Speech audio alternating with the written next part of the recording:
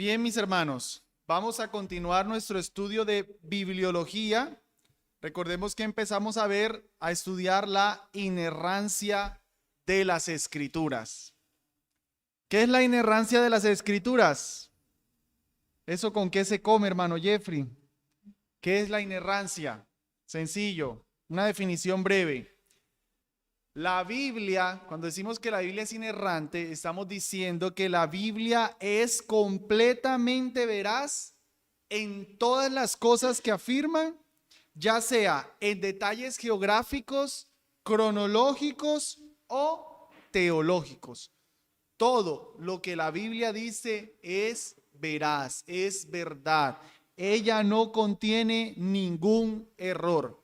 Solo por recordar rápidamente, veíamos el fundamento de la inerrancia. O sea, ¿qué es lo que nos hace creer que la Biblia es inerrante? No es primeramente comprobar o que la arqueología o que la ciencia. No. La Biblia es inerrante porque ella es inspirada verbal y plenariamente. Eso es una verdad que hace que la Biblia sea inerrante. Es decir, no hablamos de inerrancia si primero no entendemos que la Biblia es inspirada verbal y plenariamente. Hermano Adolfo, ¿qué es verbal? ¿Qué es eso de inspiración verbal? No se dejen llevar por la palabra hablada. Verbal sí no quiere decir hablado, pero ¿qué quiere decir? O sea, ¿cuál es el matiz de la palabra verbal? Muy bien, palabra por palabra. Cada palabra de la Biblia es inspirada. Y plenaria, Daniela, ¿qué es eso? ¿Por qué decimos inspiración plenaria y no decimos solo inspiración? ¿Será que hay partes que son más inspiradas que otras? Muy bien, toda es igualmente inspirada. Entonces eso es lo que queremos decir con inspiración verbal y plenaria. Cada palabra y toda la Biblia es igualmente inspirada. Lo segundo que nos hace afirmar que la Biblia es inerrante es el hecho de que Dios no puede mentir. Si Dios pudiera mentir, pues entonces la Biblia tuviera errores. Pero como Dios no puede mentir, la Biblia, que es su palabra, no puede errar, no puede tener errores. Y lo tercero es el carácter mismo de la Biblia. Es decir, ella es pura, ella no puede ser quebrantada.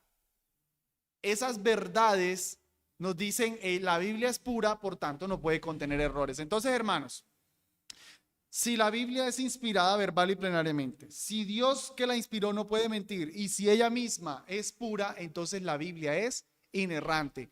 Cuando a mí me llegan con un versículo y otro versículo que parecen una contradicción en la Biblia, yo no debo decir, ay, la Biblia contiene errores porque parece una contradicción. No, yo debo recordar esto. Esa es mi presuposición, esta es mi base. Con esta presuposición es que yo salto a interpretar porque hay una aparente contradicción. Esto es lo que me sostiene a mí. Con esto no puedo responder todas las preguntas, pero con esto sé que lo que parece ser una contradicción no es una contradicción. Lo que parece ser un error en la Biblia no es un error en la Biblia. Porque, vuelvo y digo, si Dios pudiera mentir, entonces sí. ¿Vale? Hay algunos que critican la inerrancia de la Biblia por estas cositas, pero ya no las vamos a repasar. Descripciones erradas desde la perspectiva humana, es decir, como la Biblia dice que el sol sale y el sol se pone, entonces dicen, mira, contiene errores, pero no están entendiendo que el autor está hablando desde la experiencia.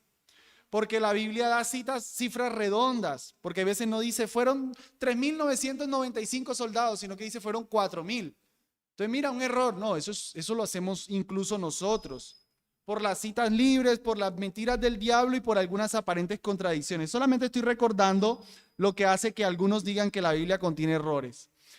Vamos entonces, habiendo hecho ese breve repaso.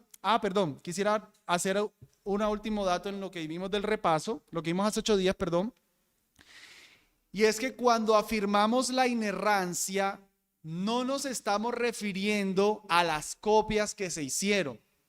Ya ustedes están duchos en eso. Recuerdan que la Biblia se inspiró y se hicieron copias, muchas copias. Entonces los que critican la Biblia dicen, pero mira, hay variantes entre las copias. Hay una copia que dice una palabra y hay otra que no está esa palabra. Quiere decir que la Biblia es errante. No, no, no, no. Lo que es inerrante es el manuscrito original. No creemos que las copias sean inerrantes. Las copias ciertamente tienen errores. Pero cuando hacemos todo ese trabajo de comparar todos esos manuscritos, se puede determinar con un 99% de exactitud qué era lo que decía el manuscrito original y podemos ver que en ese texto original no hay contradicción. Hermano, pero un 1% es un 1%. No, ese 1% nunca contrapone, nunca cuestiona, perdón, verdades fundamentales de las Escrituras. Ahorita más tarde les voy a dar un ejemplo de uno de estos. Muy bien, habiendo hecho ese repaso, sigamos hablando de la inerrancia de las Escrituras. Quiero que veamos que la Biblia es tanto infalible como inerrante. Yo a este estudio le titulé La inerrancia de la Biblia. Pero de pronto si ustedes buscan por ahí en internet le va a aparecer la infalibilidad de las Escrituras. O, para irnos a la segura, algunos dicen la infalibilidad y la inerrancia. Ponen las dos.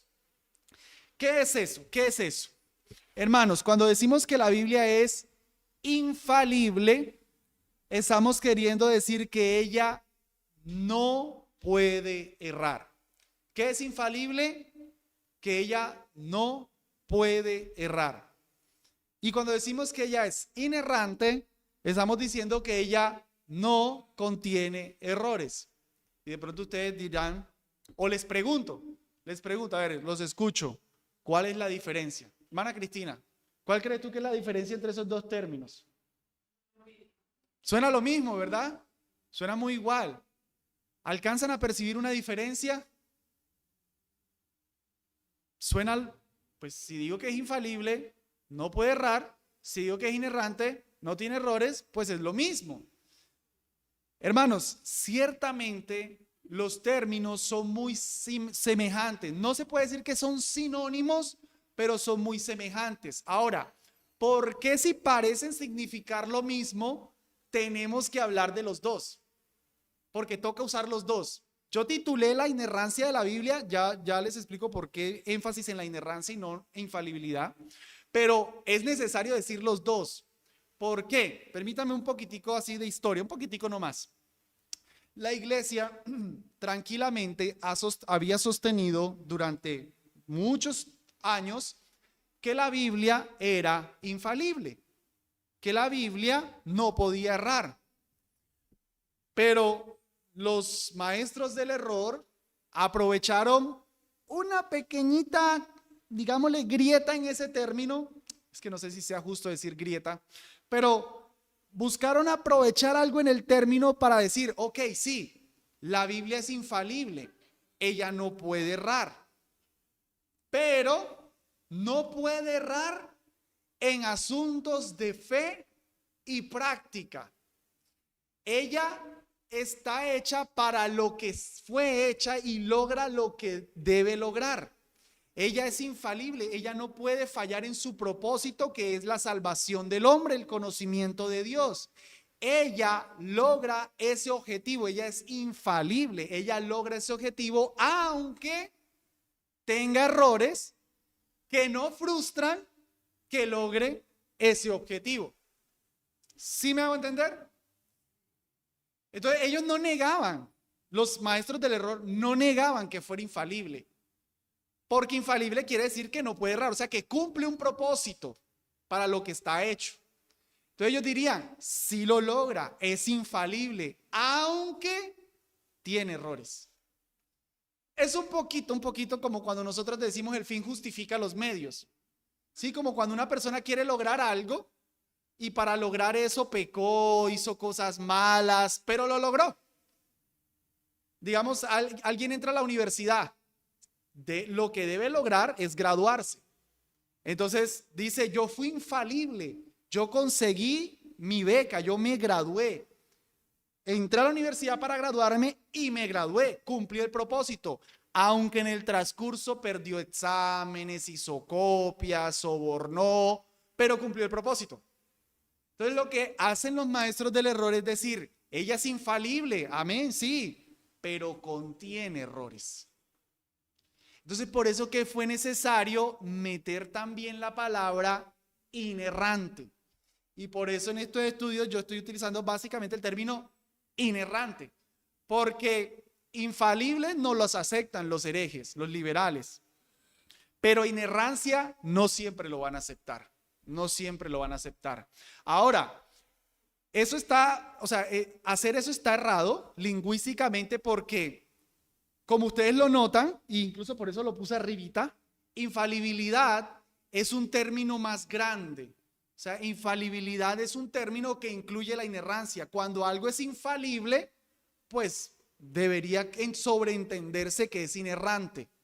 Lingüísticamente, no estoy hablando teológicamente, sino lingüísticamente, o sea, un maestro de español, no un cristiano, un maestro de español nos diría, infalible es un término mayor. Infalible incluiría lo inerrante. Pero bueno, como se hizo esas minucias para cuestionar la Biblia, entonces fue necesario enfatizar también la inerrancia. ¿Cuál es la declaración que hacen los herejes? La Biblia es infalible, pero inerrante, pero no inerrante. Eso es lo que ellos nos dirían. La Biblia es infalible, pero ella no es inerrante. Por ejemplo, o más bien, miren esa lógica herética. Es por medio de un silogismo. Los hombres erran. Eso es cierto, los hombres erran. Hombres fueron usados por Dios para escribir la Biblia. Conclusión, la Biblia tiene errores. Suena lógico, ¿no? Esa es la lógica de los que cuestionan la inerrancia de la Biblia. ¿Los hombres erran? Sí, tienen razón, los hombres erran. La Biblia fue escrita por hombres, sí, inspirados por Dios, pero fue escrita por hombres.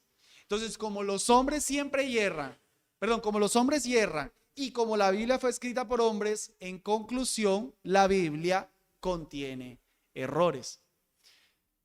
Bueno, eso no es cierto, porque creo que alguna vez fuimos al colegio, presentamos un examen y nos sacamos un 10, ¿cierto?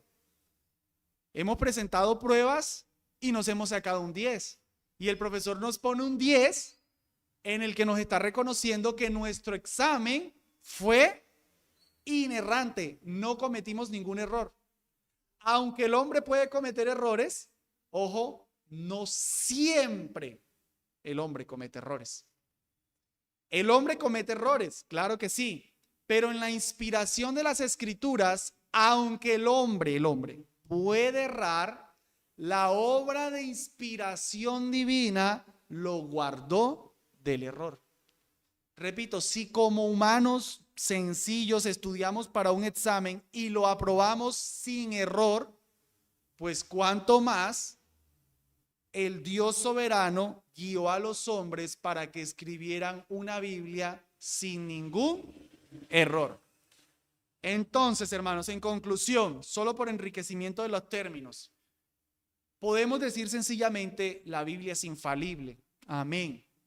Pero como el debate está ahí y como algunos buscan meterse por un lado, decimos la Biblia es infalible e inerrante. Ella cumple su propósito y cumpliendo su propósito no tiene errores. Sí, mi hermana.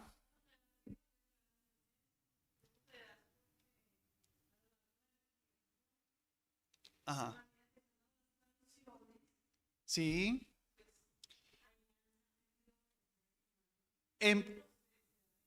En parte eso, en parte hay errores por ese tipo de cosas. En parte hay errores por ese tipo de cosas. Ahorita vamos a hacer una comparación incluso de unos versículos bíblicos en los que pudiera ser que uno de los errores que vamos a ver haya sido por un tema de traducción.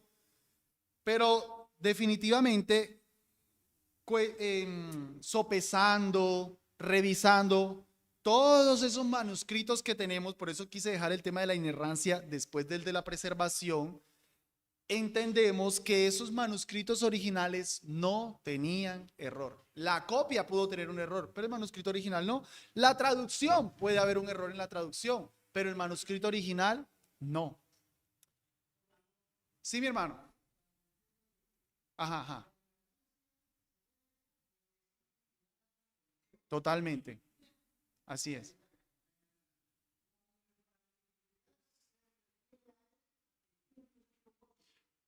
Sí, pero obviamente porque es inspirada por Dios. La infalibilidad que cumple el propósito. Ajá. Ella no puede errar. El término infalible no puede errar. Ajá, ajá.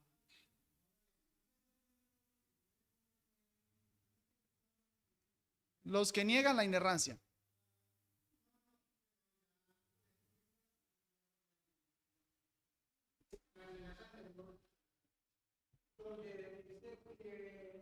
¿Ahí?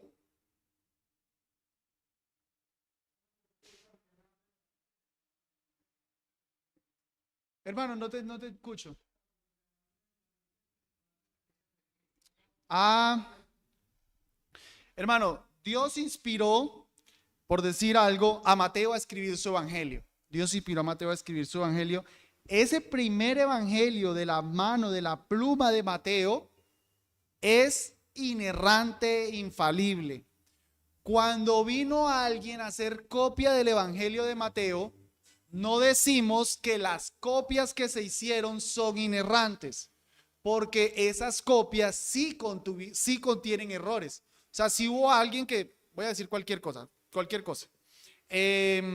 Libro de la genealogía de Jesucristo, Mateo 1:1.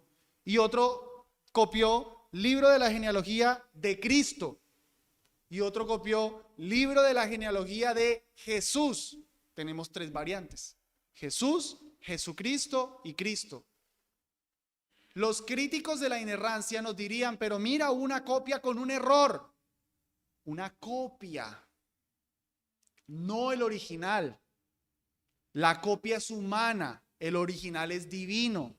La copia sí puede errar, el original no. Pero cuando se analizan todos los manuscritos, todas las copias, se puede decir, el que escribió Jesús está errado, el que escribió Cristo estaba errado, el original decía Jesucristo. Pero ya por el tema de toda la crítica, del análisis, que eso ya lo veíamos en la preservación, ¿no? Ajá, ajá.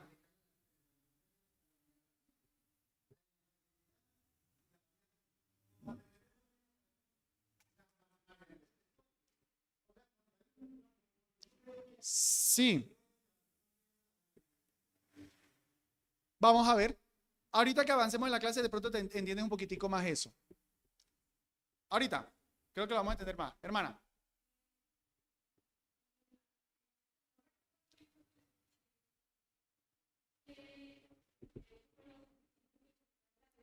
Ajá.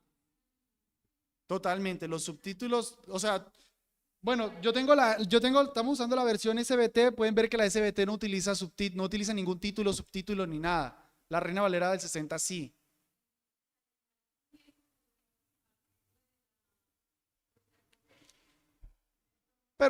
Pero en ese caso, esos títulos ya somos más conscientes que son humanos.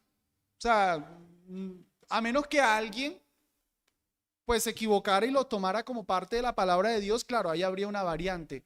Más bien, hermana, sí sucedió que había un copista, hacía la copia, y ponía una nota al margen.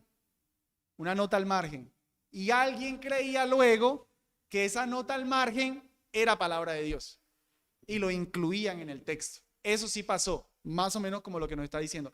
O sea, de que formaron variantes, eso no se puede negar. ¿Cómo sucedieron? Pues uno de estos pudiera ser lo que estamos mencionando. Solo quiero decir es que haya variantes en las copias no niega la inerrancia, porque cuando se comparan se puede determinar cuál era la lectura original. Pero eso nos devolvería a la preservación de las escrituras y por eso ya lo pasé antes, ¿no?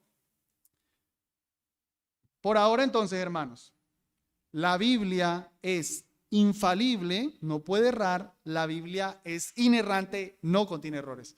Si le dificulta, y ciertamente el término infalible es un poquito difícil, infalibilidad, dígalo, pronúncielo.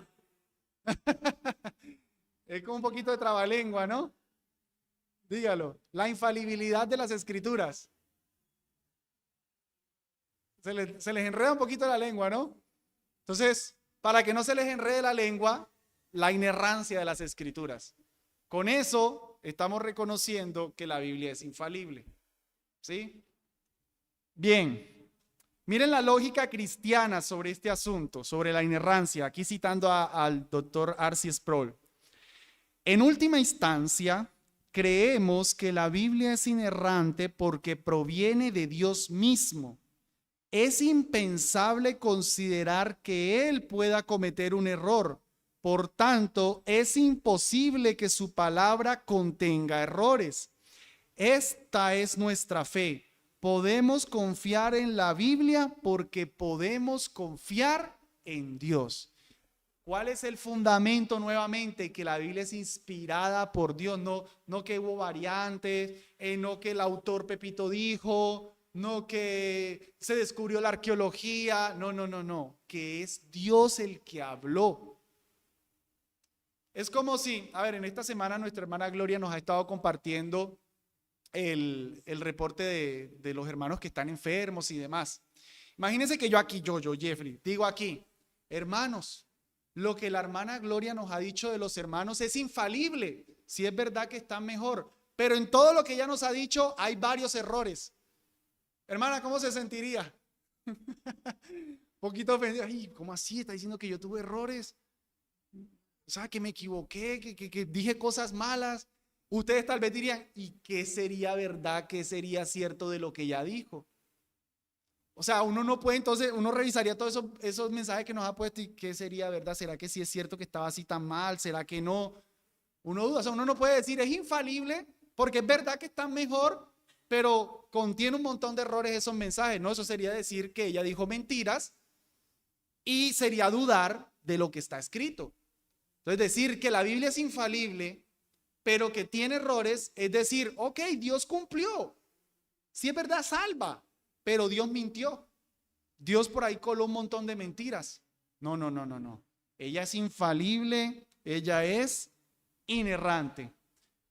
Nos ayuda en este punto, hermanos, considerar la perspectiva que Jesús tenía de la inerrancia. Vamos al maestro de maestros, no vamos a buscar a R.C. Sproul, no vamos a buscar a ninguno, vamos a buscar a Jesús. Y le preguntamos a nuestro Señor, Señor, ¿tú crees en la inerrancia?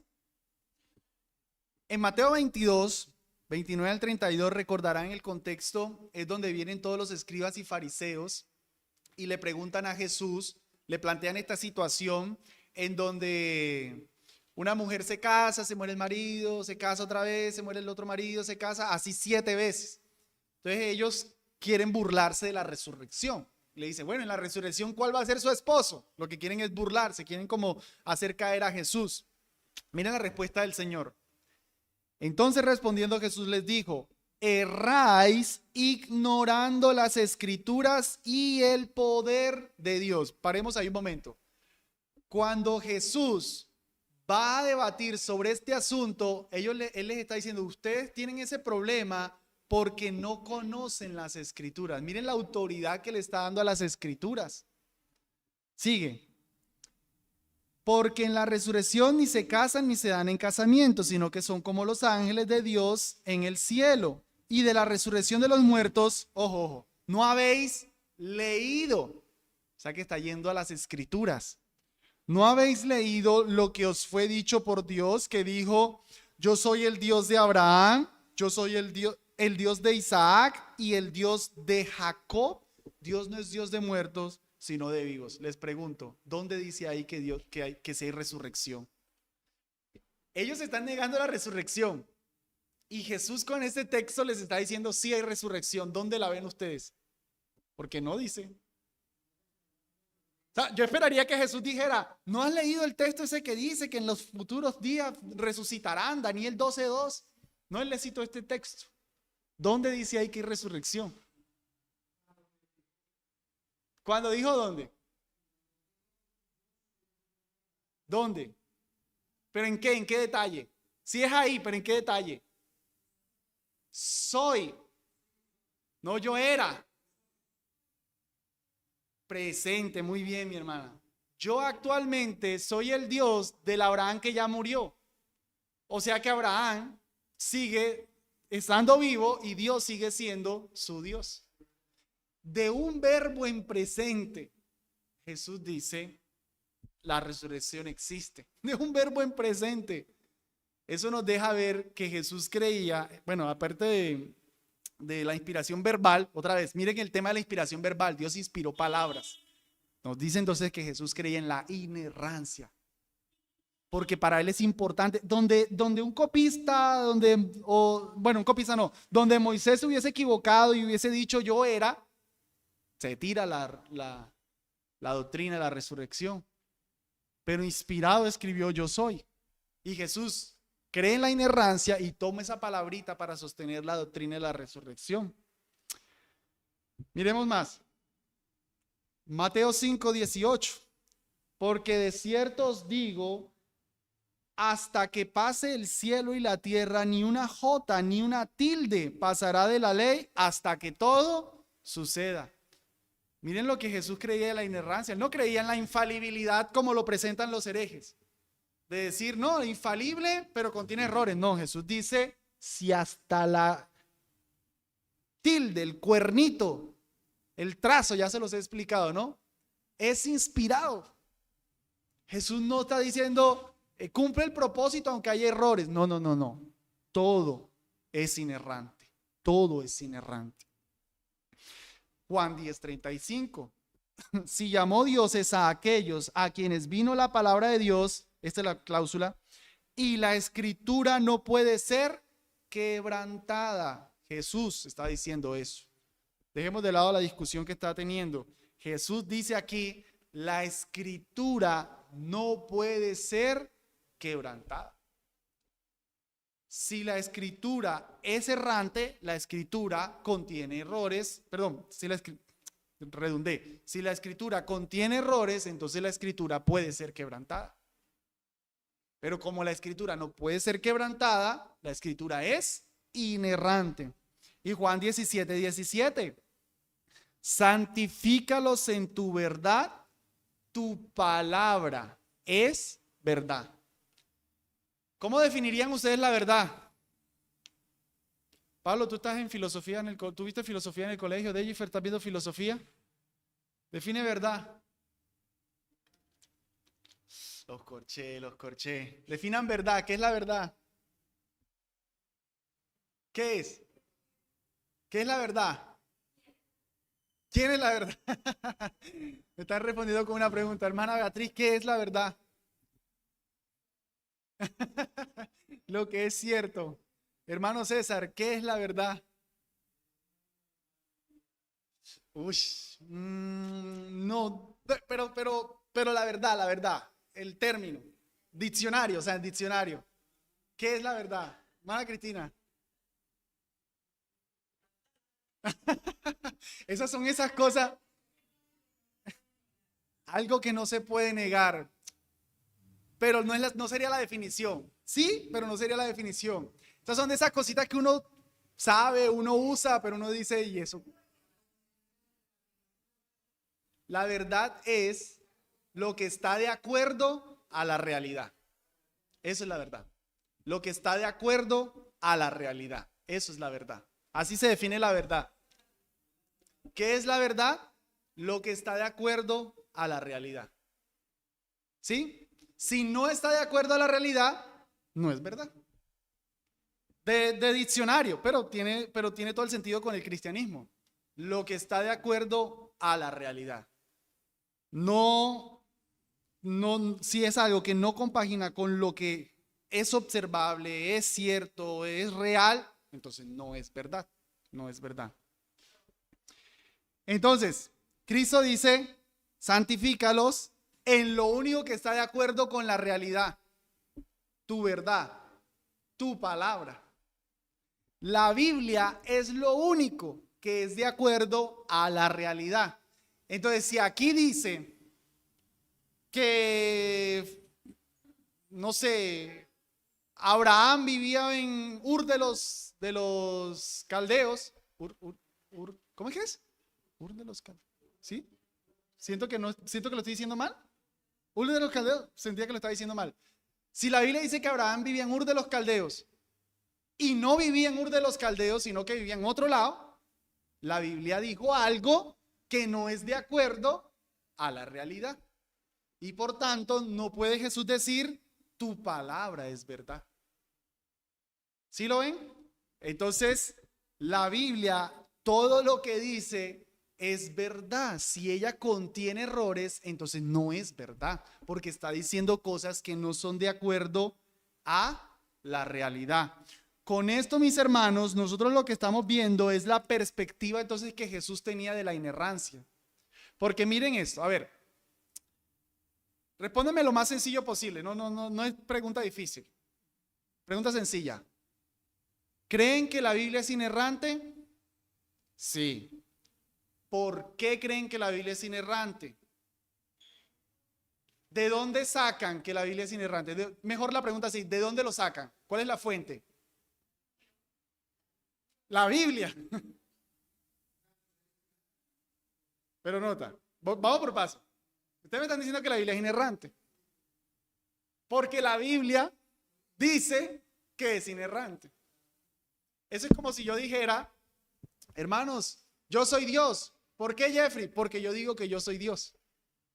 Entonces, no, pero ¿cuál es el argumento? Eso se llama argumento circular. Eso se llama así, argumento circular. Entonces decimos que la Biblia es inerrante porque la Biblia dice que es inerrante. Necesitamos algo fuera para que nuestro argumento tenga un poco de sentido. Ya sé, la arqueología. No puede ser la arqueología porque le estaríamos dando más valor a la arqueología. Vamos a donde Jesús, que es Dios, y Jesús nos dice que la Biblia es inerrante. Entonces no estamos en un argumento circular. No estamos diciendo la Biblia es inerrante porque la Biblia dice que es inerrante. Y la Biblia, como dice que es inerrante, la Biblia, y nos quedamos ahí. No. Estamos diciendo, Jesús dice que la Biblia es inerrante. Y Jesús, porque todavía puede pasar esto. ¿Y dónde saben que Jesús dice que la Biblia es inerrante? En la Biblia. Entonces seguimos ahí. No nos pueden criticar. El ateo, el incrédulo nos puede criticar, nos puede decir, pero sigue ese argumento circular. Pero Jesús, que es Dios y no miente y no peca, dijo que la Biblia era inerrante, era verdad. Termino el argumento. Si Jesús dijo que la Biblia era verdad y la Biblia no era verdad, Jesús pecó. Y si Jesús pecó, pues ahí se cae todo el cristianismo. Hermanos, les estoy recitando de debates que existen. O sea, yo les he dicho muchas veces y ustedes creerán que, bueno, pero que hablan eruditos, los eruditos. Esas son cosas que los eruditos dicen. No, pues es que la Biblia, tú dices que la Biblia es inerrante porque la Biblia lo dice. Entonces uno dice, no, pero es que Jesús lo dijo. Sí, pero es que estás diciendo que Jesús lo dijo porque en la Biblia dice que Jesús lo dice. Y uno le dice, pero es que Jesús no puede mentir. ¿Saben qué hacen? Jesús mintió. Están tan casados con decir que la Biblia tiene errores que prefieren decir que el Jesús se equivocó antes de decir, está bien, Jesús dijo que ya no puede contener errores. Porque hermanos, ya le doy la palabra, hermano. Porque hermanos, los liberales no pueden negar que hubo un Jesús que existió. O sea, decir que Jesús no existió, ya eso es una tontada, o sea, eso no tiene sentido. Jesús existió. O sea, eso nadie lo puede negar. Y el Jesús que en verdad existió dijo esto de la Biblia. Entonces, si yo quiero decir que no es cierto lo que él dijo, pues digo, él mintió. Y con eso obviamente comprometo su deidad y todo lo demás. Lo lastimoso del caso es que hay muchos que hacen eso con la etiqueta de cristianos. Entonces, hombres como Brunner me vienen a la mente, Carvar, con la etiqueta de cristianos, a los que muchos, el erudito, no, ningún erudito, es un necio, es un necio. ¿Cómo va a decir que Jesús mintió? ¿Cómo puede decir que Jesús se equivocó cuando dijo que la palabra de Dios era verdad? Estaría diciendo que Jesús erró, y si Jesús pecó, ya no es el Salvador del mundo. Pero hasta allá llegan los estratagemas del diablo. ¿Me hice entender ahí? ¿Me hice entender ahí? Entonces no es un argumento circular. Sí decimos que la Biblia es inerrante porque la Biblia lo dice, sí. Y decimos que Jesús dijo que la Biblia es inerrante, claro, porque la Biblia lo dice. Pero Jesús no puede mentir. Jesús es Dios. Y si Él dijo algo, eso es cierto. Eso cierra toda la discusión. Ahora sí, mi hermana.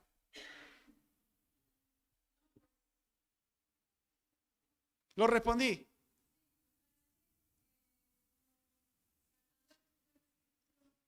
Ajá.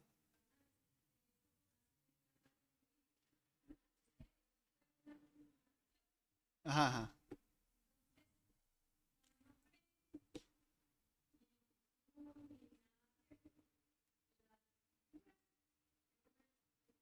Sí, sí.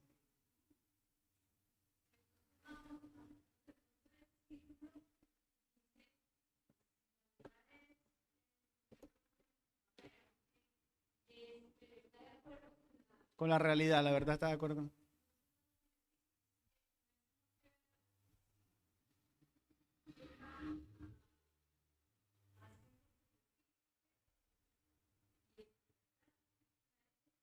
Y está en la Biblia.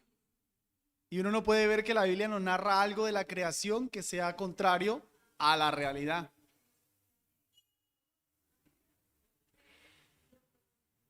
Lo podemos comprobar.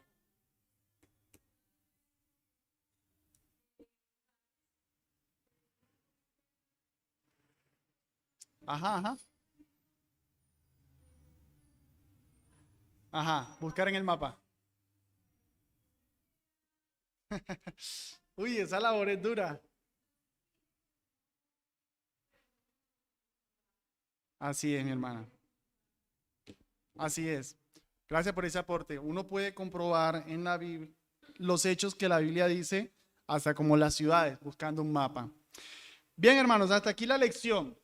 Quisiera terminar en lo que nos resta de tiempo, viendo algunos ejemplos. Vamos a seguir haciendo un ejercicio de las aparentes contradicciones de la Biblia.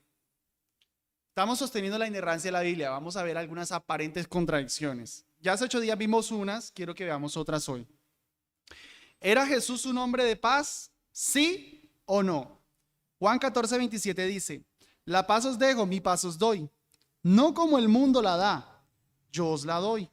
No se turbe vuestro corazón ni tenga miedo. Jesús vino a dar paz, ¿cierto? Sí, según ese texto. Mateo 10:34. No penséis que he venido para traer paz a la tierra. No he venido para traer paz, sino espada.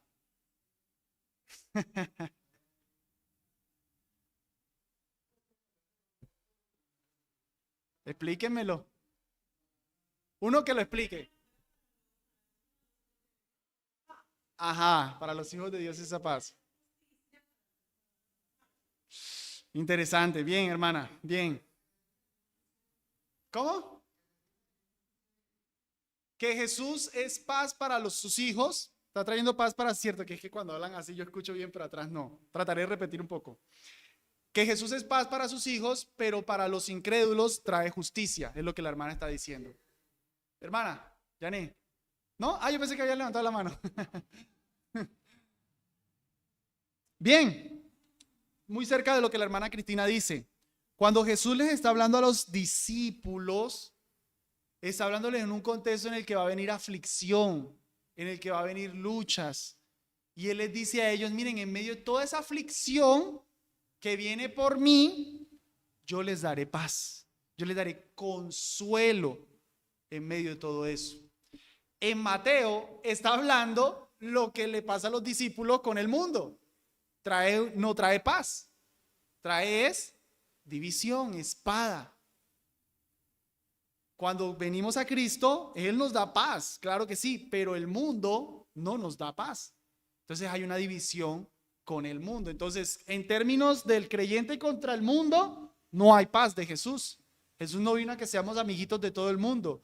Pero en términos de, pese a esa guerra con Él, Él nos trae paz. Entonces, ¿sí ven? A la primerazo uno dice, uy, contradicción. Pero uno le presta un poquito de atención y no es contradicción. Ajá. Esta. ¿Deben o no sufrir los hijos por los padres? Los padres no morirán por los hijos, ni los hijos morirán por los padres. Cada uno morirá por su pecado. Los hijos no lo deben sufrir. Pero Éxodo nos dice, yo soy Jehová tu Dios, fuerte, celoso, que visito la maldad, la iniquidad de los padres sobre los hijos, sobre la tercera y sobre la cuarta generación de los que me aborrecen. O sea que sí. Entonces, Kate. Paso, dice Kate. ¿Hay o no hay contradicción? O explíquenmela. Después de la ley. Pero igual. No, bueno, pensé en eso, pero nota que Deuteronomio y Éxodo son pentateucos, son... No nos sirve. Buen intento, no sirve. La hermana decía que uno era de la ley y el otro ya había pasado la ley, pero realmente incluso Deuteronomio está recapitulando la ley. Más bien Deuteronomio ya considera la existencia de Éxodo 20.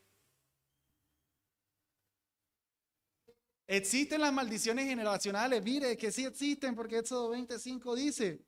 Y después viene el otro y dice, no, pero Deuteronomio 24 dice que no. Hermano, ¿quién? Dani. Ajá.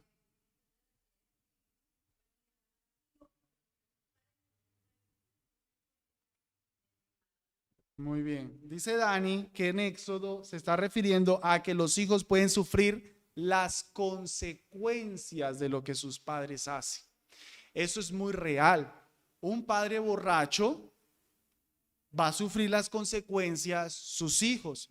Pero lo que el texto de Deuteronomio nos está diciendo es que ese hijo no muere por la borrachera de su padre. Dios no va a mandar a ese hijo al infierno ni le va a quitar la vida si su padre fue un borracho o un asesino, pero ese hijo, a la luz de Éxodo, sufrirá las consecuencias de su padre hasta la tercera y cuarta generación. ¿Cómo se frena eso? Con Cristo Jesús. Con Cristo Jesús. No está diciendo esto que, pues si mi papá fue un borracho, entonces definitivamente yo, a mí y los que siguen más allá, entonces sí o sí tienen que sufrir. No, porque hay restauración, hay perdón, pero las consecuencias se verán. Uno, ¿qué es responsabilidad de nosotros? Ajá. Los hijos no morirán por los padres. Ah, ok. Está hablando de la responsabilidad de cada uno.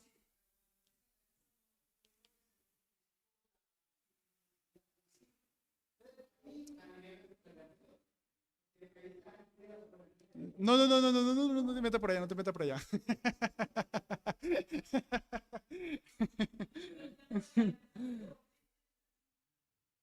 En la de Éxodo, de los que me aborrecen, dice él, ¿no? Lo aborrecen. Pero no, porque no lo estoy mirando en términos teológicos tanto, sino en los términos de la inerrancia, en los términos de la inerrancia. No hay contradicción. Claro, se puede hablar de eso, pero en términos de inerrancia es lo que nos explica. Está difícil. ¿Quién mató a Goliat? Sabemos, abajito, que David mató a Goliat en el valle de Ela, según primer libro de Samuel 17. Eso todos lo sabemos. Segundo Samuel 21:19. Y hubo otra guerra en Gob contra los filisteos, en la cual el Hanán, hijo de Jaare Orejim de Belén, mató a Goliat el geteo. El Hanán mató a Goliat. el asta de cuya lanza era como un enjullo de telar.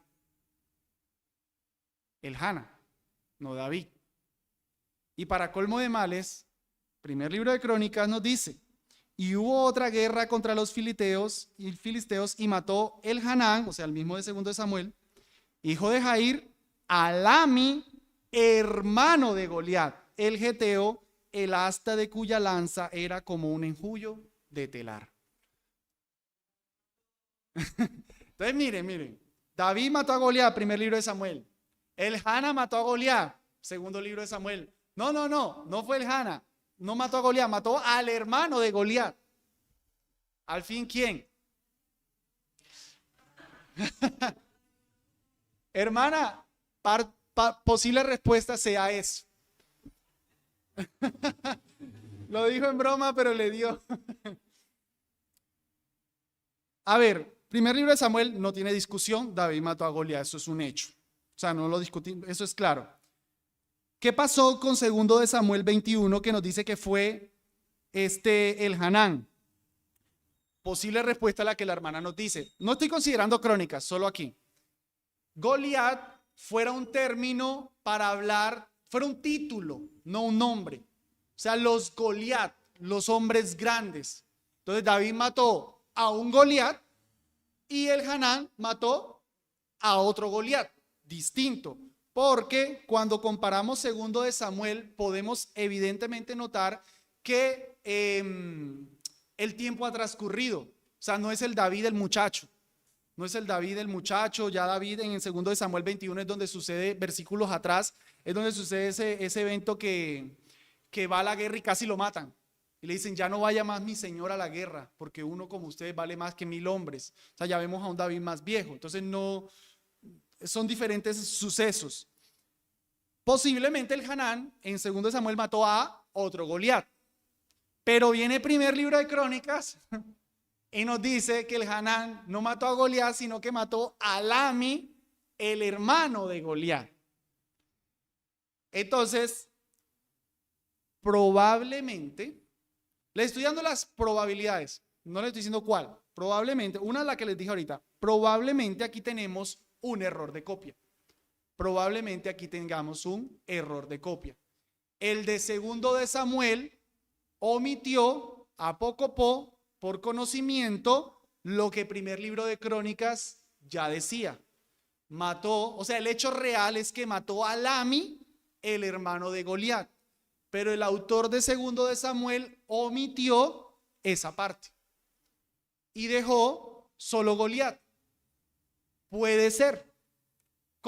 Porque recuerden, Samuel y Crónicas y Reyes son paralelos.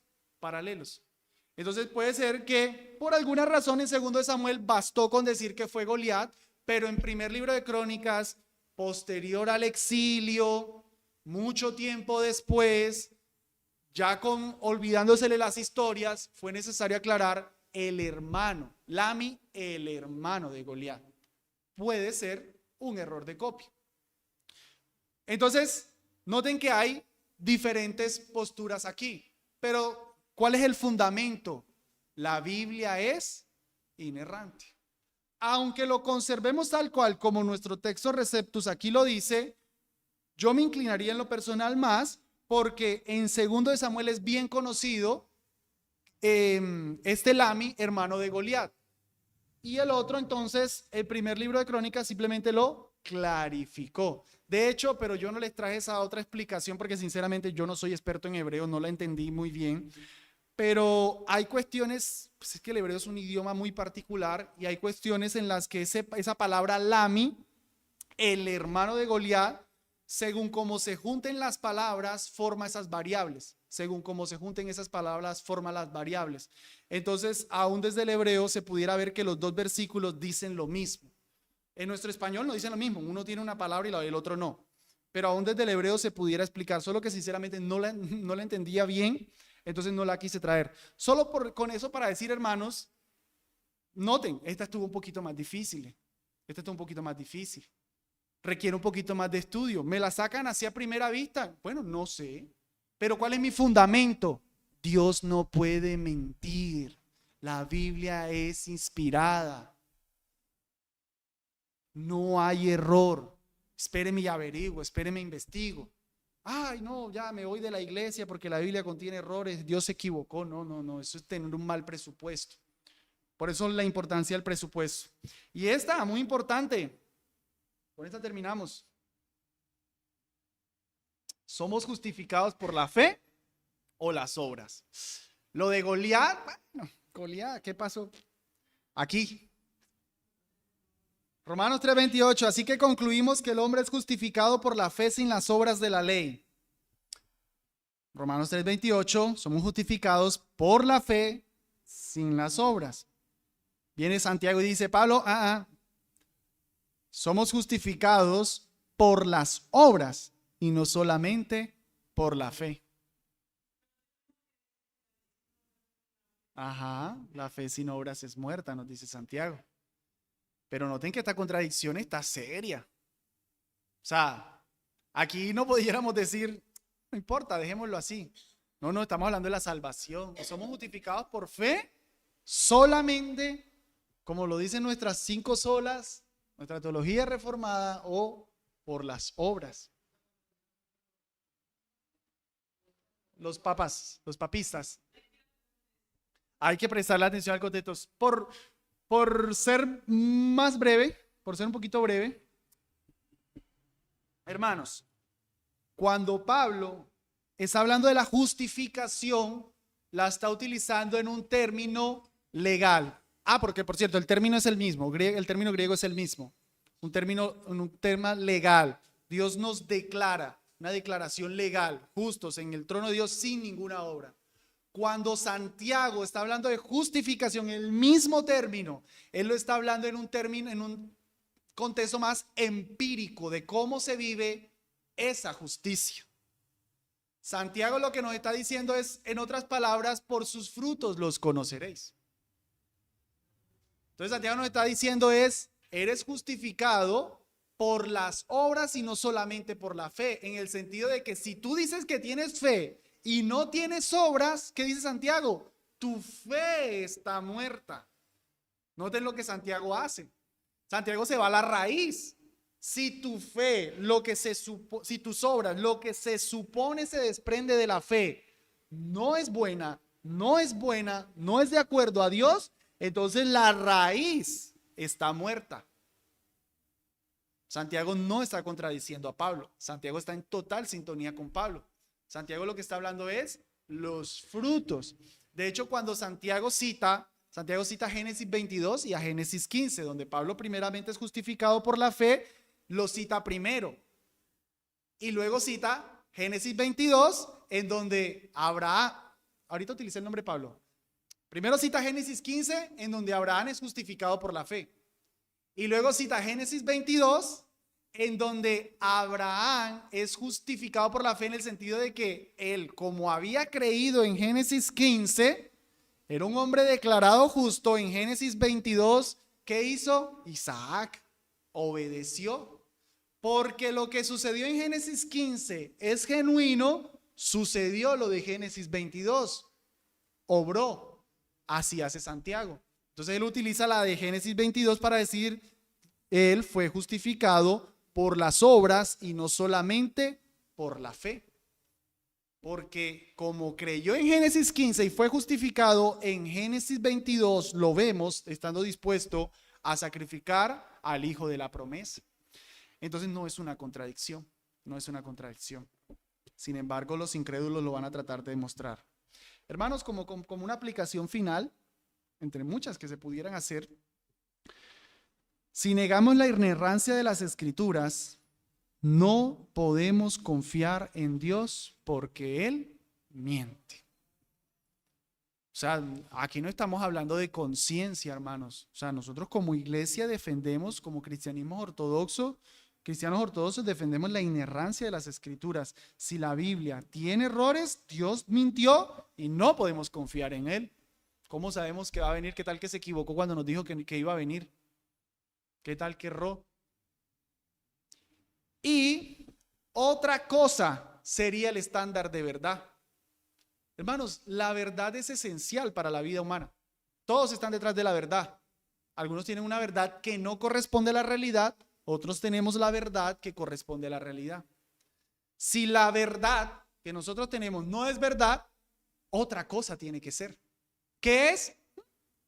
Las posiciones de cada uno, las ideas. O sea, si esta Biblia, hermanos, no es verdad, apague y vámonos. ¿Cómo le decimos a un homosexual que está mal? ¿Cómo le decimos a un padre de familia que debe cuidar de su hogar? ¿Cómo le decimos a un hermano que deje el adulterio? ¿Cómo si esto no es verdad? Eso tiene que ser verdad para que sea lo que está sobre todo. Pero si esto tiene error, no puede estar sobre todo. ¿Bien? Vamos a orar y quedamos con el tipito de pregunta.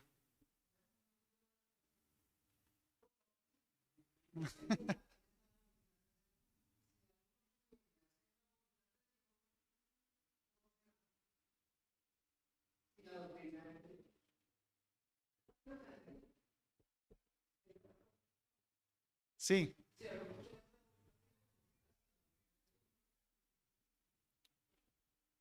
pero no sé qué quieres decir, hermano, perdón. O sea, no sé, sí, eso lo dice, pero, o sea, no sé cuál es el punto, no sé cuál es la pregunta.